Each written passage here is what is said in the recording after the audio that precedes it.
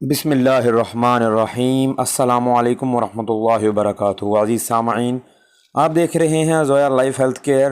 آج میں آپ کو حروف ابجد کے بارے میں بتاؤں گا۔ یہ ایسے حرف ہیں جو وظائف و عملیات میں استعمال ہوتے ہیں اور آپ نے اکثر ان کے بارے میں سن بھی رکھا ہوگا۔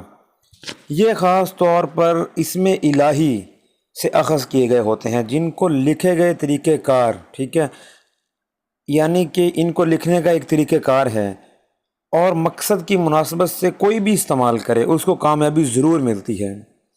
یہ جو نام ہیں، یہ اسماء ہیں، یہ مخصوص ہیں اور ان کو میں بتاتا ہوں۔ یہ اب آپ کے سامنے ایک دو اسم جو ہیں وہ شو ہو رہے ہوں گے، ان کے نیچے اعداد لکھے ہوئے ہیں اور کل جو اعداد ابجد کی جو تعداد ہے، کل یعنی کہ جتنے بھی اعداد ابجد ہیں وہ کوئی 12,899 ہیں، یعنی کہ 12,889۔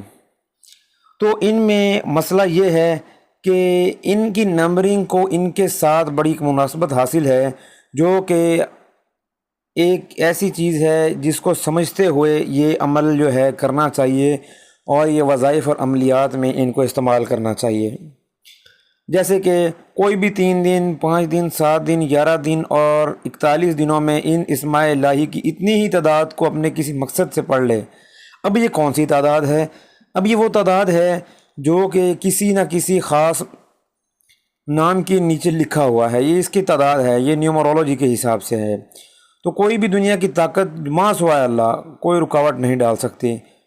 پڑھنے کا طریقہ کار بھی ان حروف ابجد کا ہے، میں بتاتا ہوں کس طرح پڑھنے ہیں۔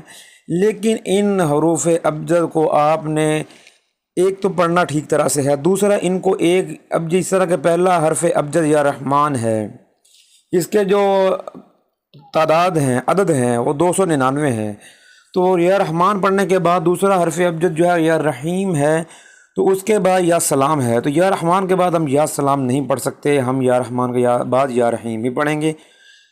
میں ان کو پڑھنے کا طریقہ بتاتا ہوں۔ پڑھنا کچھ ایسے ہے: بسم اللہ الرحمن الرحیم، یا رحمان یا رحیم، یا سلام یا مؤمن، یا محیم یا وہاب، یا رزاق یا فتاح، یا بارئ یا غفار، یا باسط یا معز، یا لطیف یا غفور، یا شکور یا حفیظ، یا کریم یا واسع، یا حکیم یا حلیم، یا ودود یا قویل، یا ولی یا مغنی، یا معطی یا نافع، یا رشید یا محیی، یا حی یا قیوم، یا حی یا قیوم، یا ماجد یا صمد، یا تواب یا غفور، یا رؤوف یا نور، یا ہدی یا باقی، یا صبور یا واجد، یا وکیل یا احد، یا نعیم یا غار۔